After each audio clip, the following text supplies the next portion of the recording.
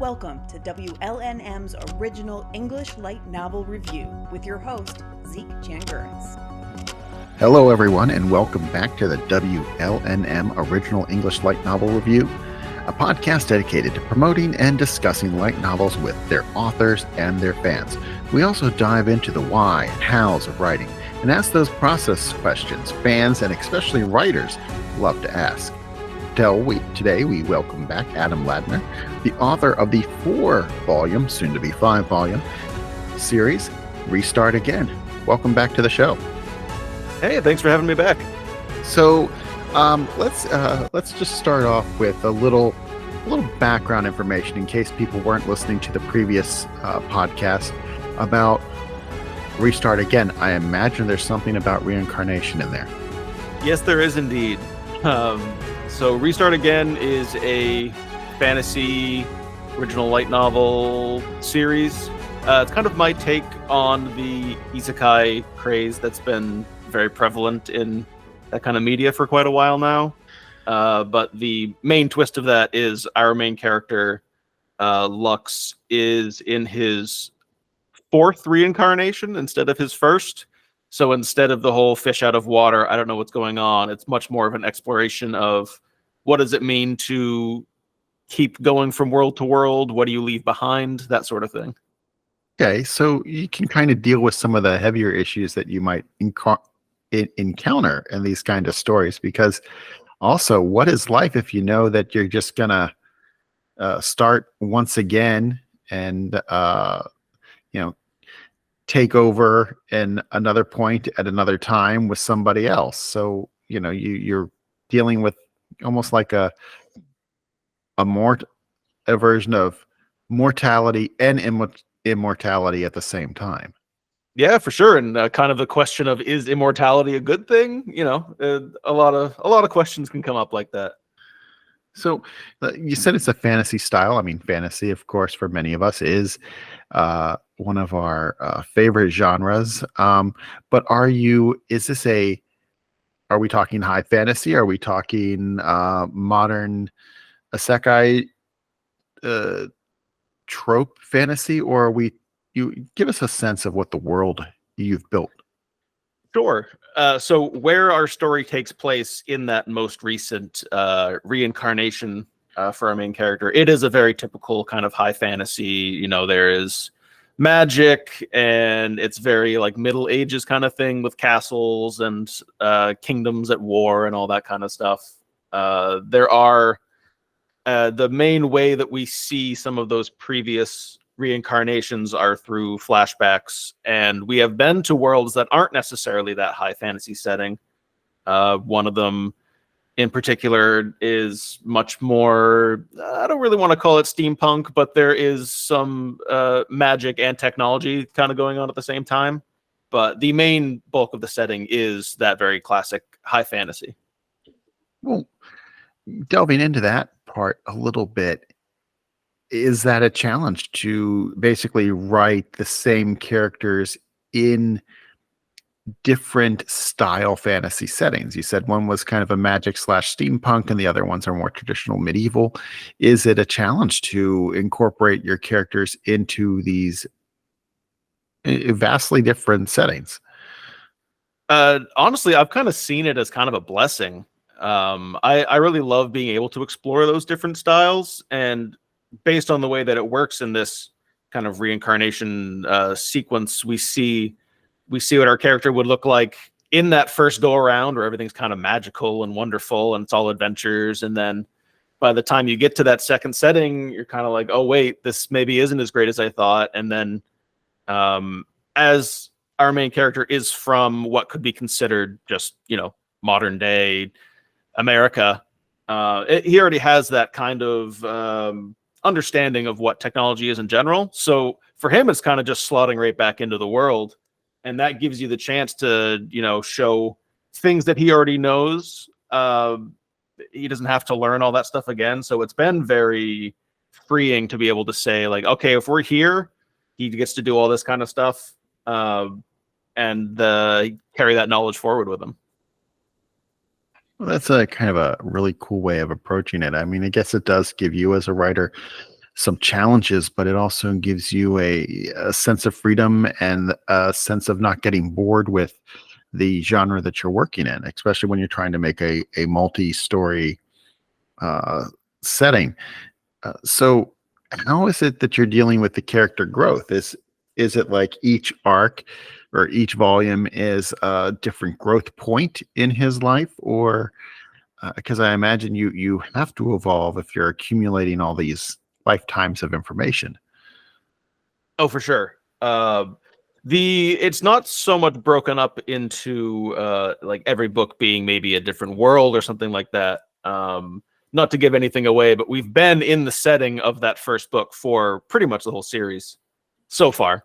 Not to say that couldn't change eventually, but there is definitely sort of a character growth for our main character. Lux kind of comes in different ways of acceptance, where at the very beginning of the story, it's all very bitter and a bit hopeless of I'm stuck in this, I'm losing everything, and then trying to learn maybe how to just continue living, finding reasons to push forward, and then evolving as those come up.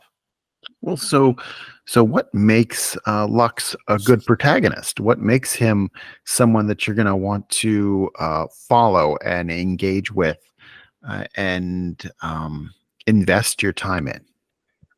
I think the best thing about Lux would be there is, despite everything that he's gone to, there is always some kind of eternal optimism somewhere in him, whether or not he remembers it all the time, especially in the beginning, is sort of the journey for him. And you get to see what I hope is a very interesting evolution for this character, where you can maybe understand where he's coming from and see the choices that he's making.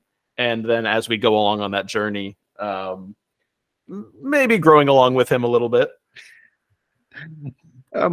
Well, and in the more general sense, what is it that that attracts us? What do you think that it attracts us to this genre, to this either restart or in the cases of the characters going back into their own past and trying to, in the words of Quantum Leap, set right what once went wrong, or in these isekai stories, getting this new chance at life, whether through teleportation or reincarnation.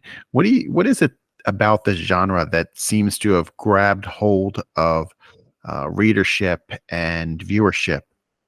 What is it that makes us want to be with these characters?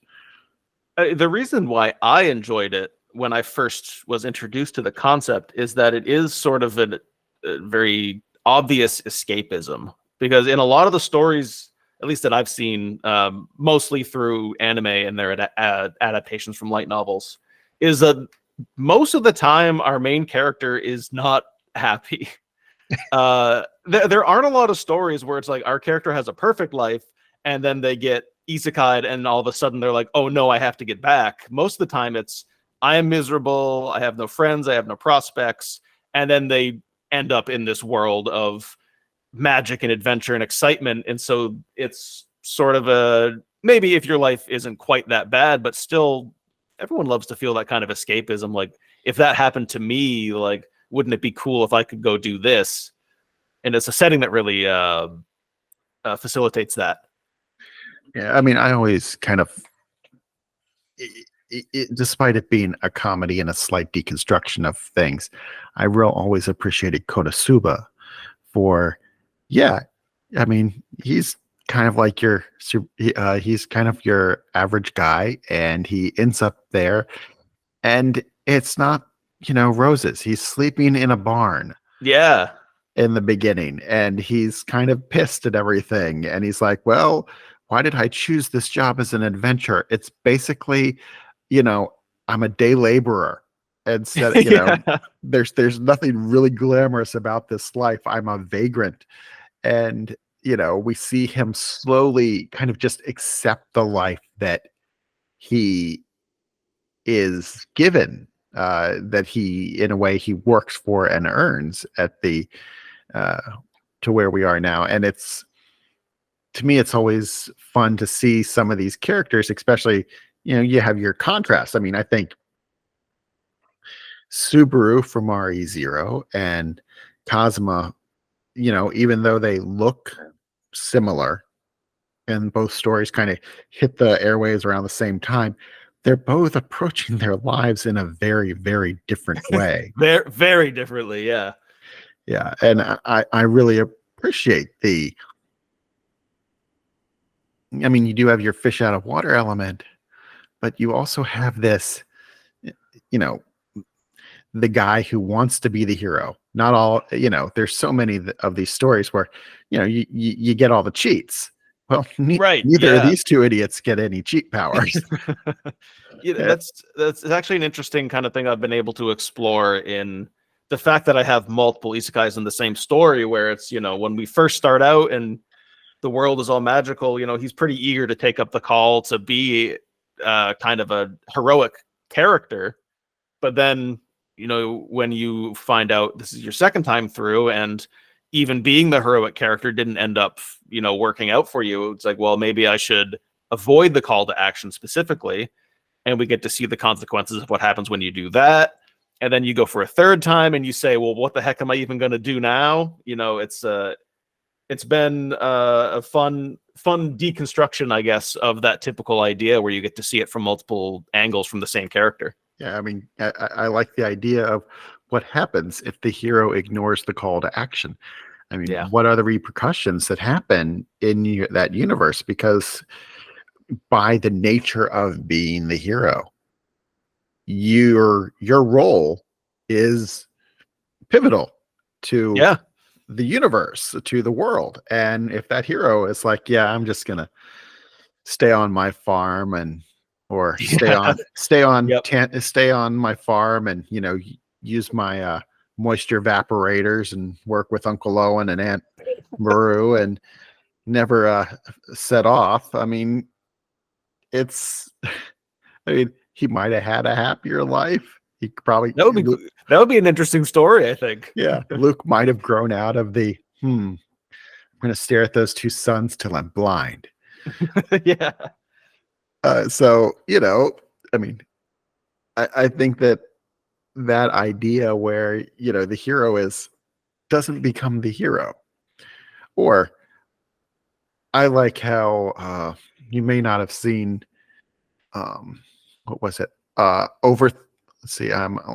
he was an over 30 adventurer or something like that, and he decides to retire this village, and because he's kicked out of the army because he's too old and not strong enough, and he goes to this village and he's like, all right, I'll just kind of live the quiet life here. I mean, he eventually becomes the center of attention there, but of course I like how it's like, I'm too old. I'm 30 years old. That's the end of the horror road. of 30. The horror of 30. I know. I passed that mark a while ago. And I love that, just the attempt at living a normal life for people who have been given a calling or something along that lines, it becomes complicated because it's that resist. If you're going on an idea that destiny is pushing you in a certain direction, like the hero, if you're the hero, you get the calling and you go and act and you save the world. But destiny is always trying to push you that direction and you push against it. What happens to those people? Right. Yeah. It's just, I love the what if fantasy genre. But I really have loved the kind of the reset style stories recently. I mean, where, someone's going back, like in the case of Tier Moon Empire, you have a princess who gets her head chopped off by the guillotine, but she goes back in time 10 years after that happens. Oh, right. And everything she's doing basically to save her own ass, but everybody thinks she's like this great, benevolent, smart, wise, sagacious ruler, because she's solving all these problems. yeah, she's solving all the problems because they led to her getting her head chopped off in the guillotine. So, yeah, Yeah. I've always loved these kinds of stories where you're really trying to figure this out as, what if I did things differently this time? And I think that's something that we all kind of ask ourselves at times. But Oh, for sure. Yeah. do you find that this, okay, you are weaving multiple stories because you've got these previous incarnations and you're telling parts of those stories through the larger arc. How do you keep that organized? Do you have like a map that you've drawn on a wall somewhere to keep this all straight? I do have a notes document that kind of outlines, if I were to write that first story, what would the timeline of it be? And then the same for the second one and the third one and all that. And then as I go through in the current narrative, it's actually, I hate to even bring up the reference, but it's a partway inspired by the CW Arrow TV series. I don't know if you've seen that. Yeah, I did. Every season, at least up through I only watched the first like 3, then it kind of went off the rails for me. But it interweaves his time when he's, becoming this mythical Arrow figure. And every time it does a flashback, it kind of relates to what is happening in the current moment.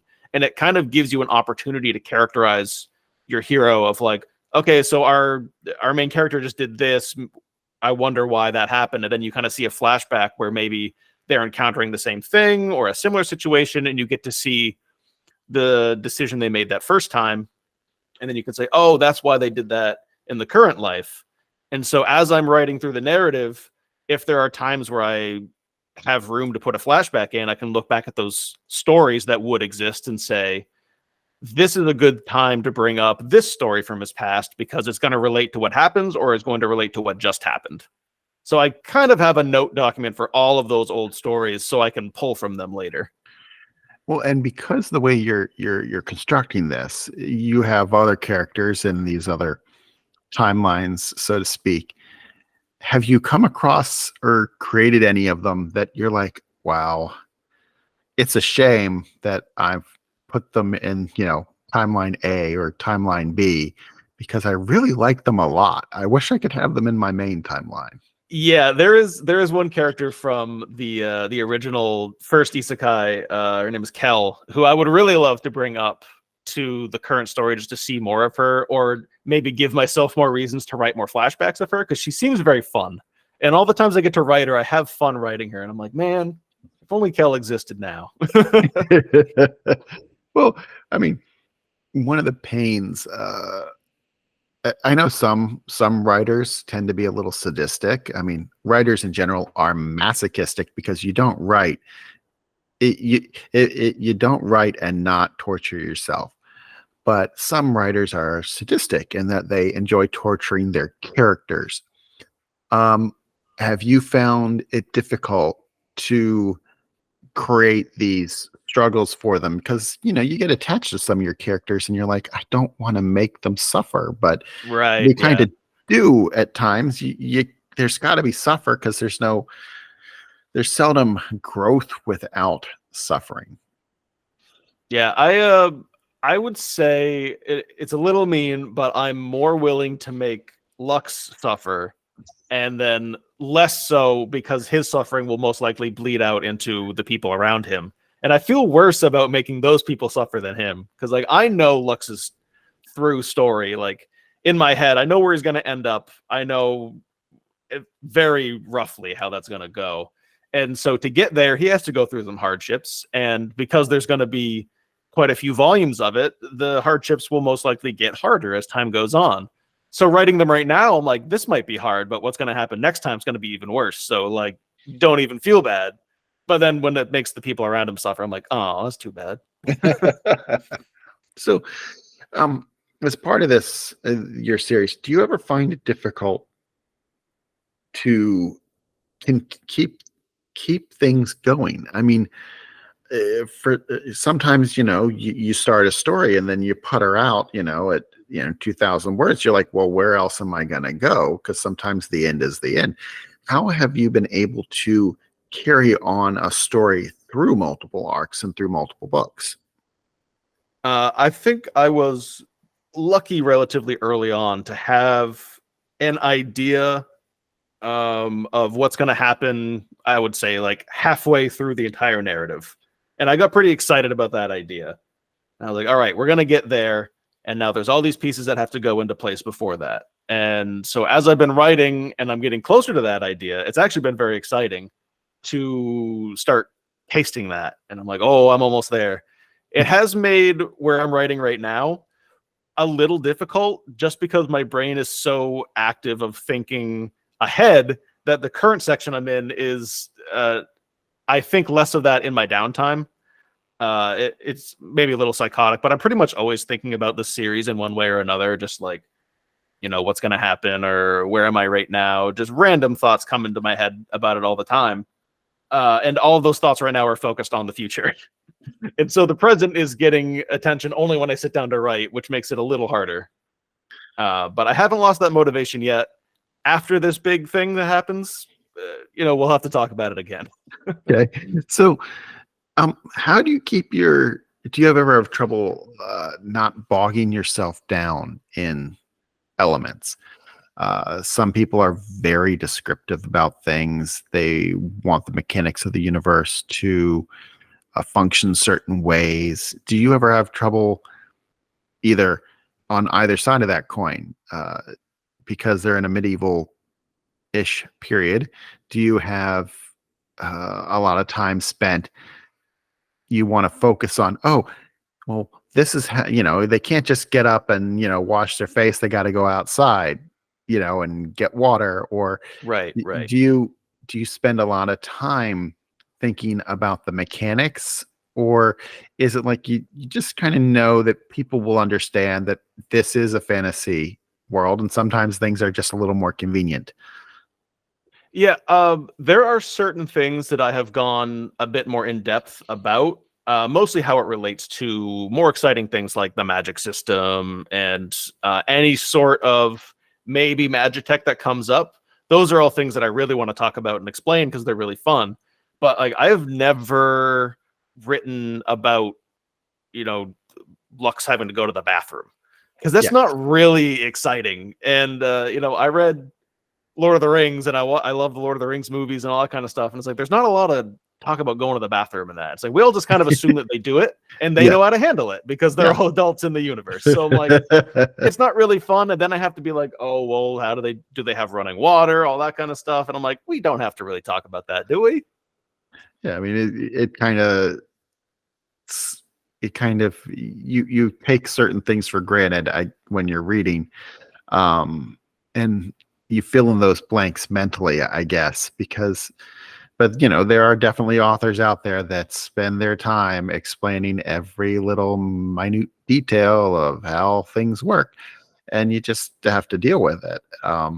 I find my biggest problem is when I get into magic systems, and some authors are extremely detailed in the magic mechanical, the magic systems and how much you have to, how you level certain powers, etc. And maybe for a particular audience, that is a big thing. But for me, if they learned the new spell, that's great.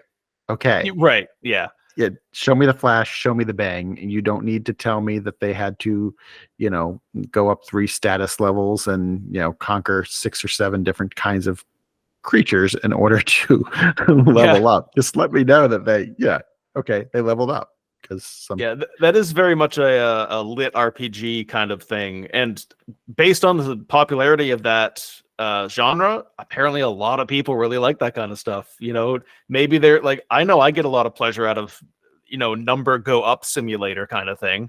I play games like Vampire Survivors, which is just a straight dopamine injection for levels going up, and so reading about it, I'm sure, is fun for those kind of people. But I'm the same way as you, where I'm like, I don't really need to read the crunchy mechanical stuff of that. Like, I had to use 17 mana points to cast this spell, and I only have this many. I like mine to be more like I had to use a lot of energy for that. Yeah. Sometimes you get like 3 pages of stats written in console font that detail. I'm like, I don't need. I'm looking at it. I'm like, 20 points here, 20 points. I am not doing the math in my head to see how this is spread out. But yeah, I just trust the author. You know, if you say that's what it is, that's what it is. You could be lying to me. I don't know. I mean, some of that's my thing because I didn't grow up gaming at all, and so as an adult, I never became a gamer. And frankly, at this point, it intimidates the hell out of me because I'm like, there are too many buttons on this thing. The 2600, my 2600 joystick had 1 button. Yeah, that's fair. That's fair. That's something I think a lot of people take for granted too. Like it's fun to like. My dad didn't play video games growing up, and then when I had an Xbox 360 back in the day, he kind of was interested in it. And when I taught him how to play, I always would watch him, and I'm like, man, it's so like, why are you having such a hard time moving around? It's so intuitive, but like the twin stick movement system is only something that makes sense when you've done it a bunch. Yeah. It is. It doesn't make sense at all to someone who's never done it. Yeah, it is. I mean, I'm not ancient, but it's just something that I didn't grow up with, and so I never got into it. I mean, I would. It was cool when I could go over to a friend's house and play with his Nintendo, and we would play like side scrollers like Metroid. Nice, but yeah. That is the extent. I saved up my quarters and ironed my dollar bills to go to the arcade. So, you had to iron the dollar bills or they wouldn't go in the damn machine to get change. Oh, yeah, they'll spit them right back out. Yeah, so we would iron our dollar bills before we went to the arcade so we could put it in the machine and get change so we could play. But,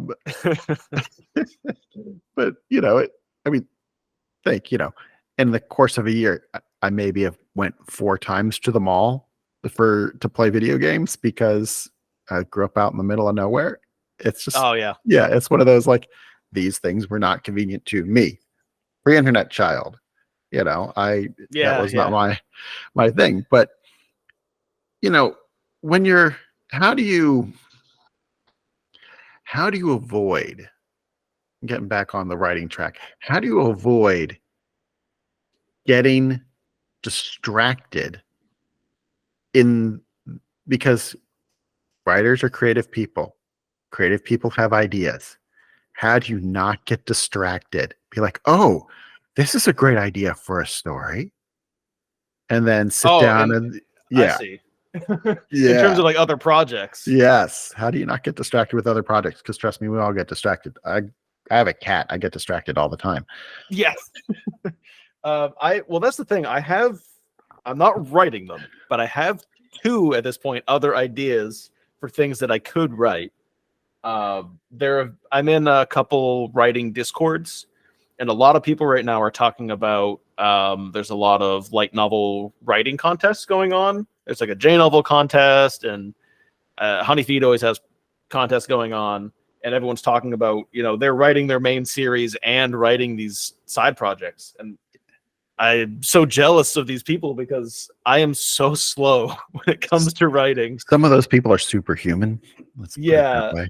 For sure. But yeah, I would feel bad if I ever wrote something else other than my main series until that one is done, because with how slow I am, it would take a significant amount of time away from the main project. And I love Restart Again, and I'm still very passionate about it. So I'm happy to give it that time and let the other ideas just like, I have a little notes document, and I'll just be like, oh yeah, I thought about that other project today, and I had this cool idea, and I'll just like throw it in there, one little line, and maybe years down the line when I finish this novel series, I'll have a huge document of notes to go to.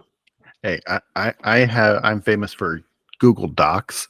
I have like a bazillion half-started stories in Google Docs that, one is more fleshed out than others, but it's it's where I go, and then I'll write, and then I'll hit that wall, and I'll keep thinking about it, and it just then life starts getting in the way again. So it's just, yeah, it's difficult at times to keep that perseverance. I mean, I wrote one book in my lifetime.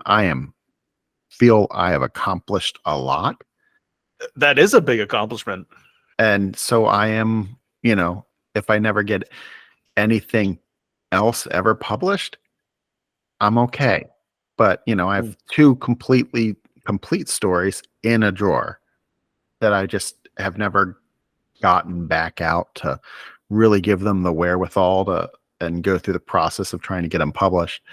But yeah, and then I come up with fun ideas all the time, and my audience is mainly me, and that, Yeah. and that's fine in a way. I would, like you and every other writer out there would love that if one of our ideas like took off and somebody wanted to, make a film or a cartoon or an anime or whatever out of it. It'd be great. But yeah, like it sounds like, you're writing for an audience, but you're also writing for yourself. And for me, I'm writing for myself 90% of the time. I have a friend that I send her updates about my stories, and she reads them and she gives me feedback, and it's fun, but it's just that I'm doing it for myself as much as anything else. I mean, that's how I got started. When I started writing, I didn't even know you could self-publish on Amazon. I just didn't even know that was a thing. I had recently gotten back into watching seasonal anime with a friend of mine, and we watched a bunch of good shows and we watched a bunch of bad shows. And after a certain amount of bad shows, you say, like, you know what? I can tell a better story than that. And we both kind of had that feeling, and we just started doing this little writing project where we're both writing our own stories, and then we would just say, I finished another chapter, and we'd read each other's stuff and just put little notes on it. Mostly just like, I like this part, this was funny, that kind of thing.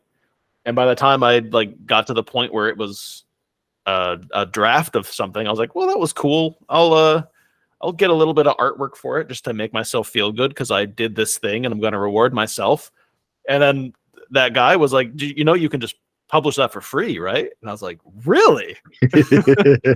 And honestly, the big reason I publish it is because then you can buy a copy from Amazon. Yeah. And you don't have to do some vanity printing thing and pay a bunch of money. Yeah. Amazon is such a juggernaut in the industry that they have print on demand, so it just costs the price of the book. Yeah, print on demand is one of the best. In the bar to get your work out there is so manageable now that if you have an idea, there's no reason you can't run with it. And that's one of the best parts about the modern industry is that there are all these ideas, all these stories that can go on places like Honeyfeed or Go the Kindle route, and you find an audience. It may be an audience of a couple people. I mean, I have 2 stories that I wrote years ago at this point on on femfiction.net, I believe. Oh, that's old days. Yes, but FIM stands for Friendship is Magic. I wrote 2 pony stories, with my audience mainly being my younger sister, who was in her 20s at the time. So, but they're the only stories I ever wrote under a pseudonym. And it was one of my first experiences of putting a story out there for other people to look at.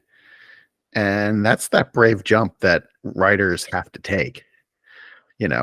When you put your story out there, that story is personal. That is something you created. And to be out there and be like, okay, what will comments say? That's the hardest thing you'll do. I mean, fortunately, that community was a very kind community. And people enjoyed those 2 stories. But I'm like, dude, it's still just a nerve-wracking thing to hit that publish button. Oh, for sure. I mean, the anonymity of the internet gives people a little too much confidence, I think, when they're writing their reviews of things. Yeah, I personally, I mean, and this is, I know not everybody does it, but except for those two stories, everything I've ever written has my name attached to it, because it's one of those. There are plenty of people, and I understand for some reasons they have their a pseudonym or a pen name, but for some reason it's always been part of me. I stand by whatever I say. If I'm going to write, or when I was writing reviews for Honey's Anime, I was one of the few guys who used their actual name, because if I wasn't going to say it if I didn't believe it. I wanted to understand that, but I also had a very positive philosophy about anime. And I mean, there's no bad story. There's no bad anime. There's no invalid anime. There are stories I may not agree with, or I may not have enjoyed, but I'm going to find the good points, and I'm going to tell you why you might like it, because this is what it was trying to do. Even if I'm like, I wouldn't watch this in my free time. I mean, that's a great way to look at it. Yeah. And that's, I think that's one of the best things about the internet, has been our ability to communicate with each other and to share our thoughts and share our creativity. I mean, you've taken advantage of it. So many other writers and authors have, and I know there are plenty of people who think, oh, the ills of the world are caused by this open communication, but I also think it's helped create a renaissance of writing. There are more writers now with more books than there have ever been. Oh yeah, no doubt. Yeah, it's easy to see like all the negative things, because those are just that's how our brains work. We just fixate on those kind of loud negative things, but it's there's a lot of good stuff that comes out of it too. So anything else you want to mention before we wrap up? If anyone listening has read the books, I'll apologize for taking so long on the next one. It's close. I was just writing it before we started. I've got maybe 1.5 chapters left, and then it goes into final editing and all that. You're still doing better than George R.R. Martin. That's true. I've got like a 12-year head start on that one. Yeah. Other than that, I also recently started. I'm working with a composer to get some music just for the series in general. Not like for anything, not like a project that's coming out, just to kind of have it. Yeah. Those are on my website, and you can listen to them. I think they're really great. Okay. All right. That sounds great. And thank you for joining me for this. Is the end of season 2 for the OELN podcast. I want to thank all of you who tuned in, and I hope to have another 12 episode project for you in the near future. Regardless, please hit the like and subscribe button. It helps the algorithm decide to put this episode and other episodes in front of other viewers. And that's the reason we're doing this. If you notice, I do not monetize my videos. I'm doing this because I want to give writers a platform to put their work out there and do a little promotion. So please hit the like and subscribe, not as much for me, but for the people I've interviewed. So until next time, for the WLNM OELN review, I'm Zeke Changers, and keep reading. This has been a WLNM podcast.